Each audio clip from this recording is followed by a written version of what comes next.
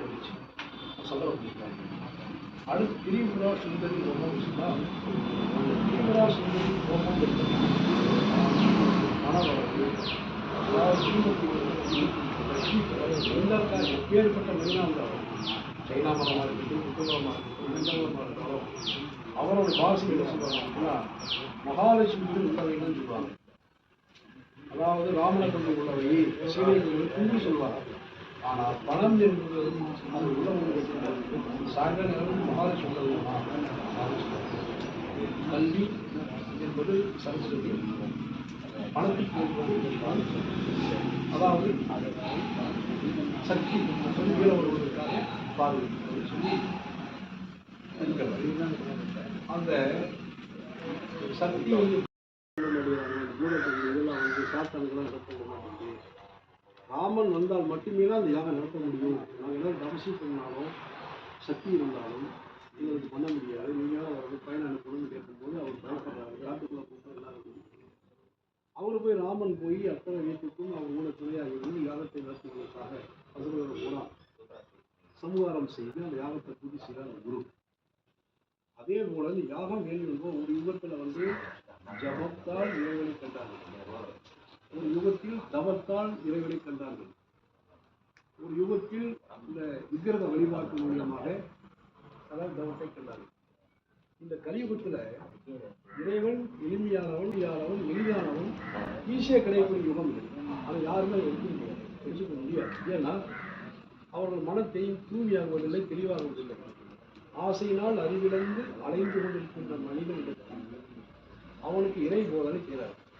கோயில்களில் கூட்டம் கூடுகிறது, கோயில்களெல்லாம் இன்னைக்கு எல்லாம் கூட்டம் கூடி கொண்டிருக்கிறது. கலியுகத்தில் கூட்டங்கள் கோயில் கூடும் அப்படின்னு சொன்னால் வேடிக்கை பார்க்கறது ஒரு கூட்டம், பிஸ்னஸ் பேசி முடிக்கிறது ஒரு கூட்டம், நல்ல உறவுகள் கிடைக்கும் ஒரு கூட்டம், அந்த ஒரு கூட்டம் இருக்கு. 4 விதமாக சுற்றிட்டு இருக்கு. யாருக்காச்சும் அருள் கிடைக்குமான்னு நெவர், எந்த அருள் எப்பவும் கிடைக்காது. அதாவது கோடியில் ஒருத்தனுக்கும் கோடாட கோடி ஒருத்தனுக்கும் அந்த அருள் கிடைக்கும். அந்த அருளை பெறவும் எல்லாம் வேடிக்கை பார்த்து கொண்டு விதமாக இருக்கின்றது. இந்த யாகம் என்பது எப்பேற்பட்ட ஒரு இருளாக இருந்தாலும் உள்ள இருக்கின்ற உடைச்சிருக்கும், அதான் அறுக்கிறது. ஆனால் இருளை அறுப்பதற்கு பெயர் தான் அதான் ஒளி அப்படின்னு சொல்லுது. இந்த யாகம் பெரிய அரசர்கள், பெரிய பெரிய தொழிலதிபர்கள், இப்படி வந்து அசுவ யாகம் இருக்கு. அது அரசர்களும் செய்வது. இப்போ யாகங்கள்லாம் வந்து காலக்கடங்களுக்கு தனிப்பட்ட முறையில் இப்போ குடும்பத்துக்கு நடக்குது அப்படின்னு சொன்னால் எத்தனையோ கோடான கோடி ஜென்மம் சொன்னாங்க. அந்த ஜென்மத்தில் இவங்களுடைய முன்னோர்கள், இவங்களுடைய பாட்டன் பூட்டி முப்பாட்டன் வகையில் எதிரையோ பிறந்த சோல் பிறந்துட்டே தான் இருக்கு. அந்த காலபேரனுடைய சக்தி என்பது சிவனை காக்கும் காலபைரவன் என்று சொன்னால் காலபைரவன் சிவனை எல்லாம் ஒன்றாகவே இருக்கின்ற இந்த சக்தி.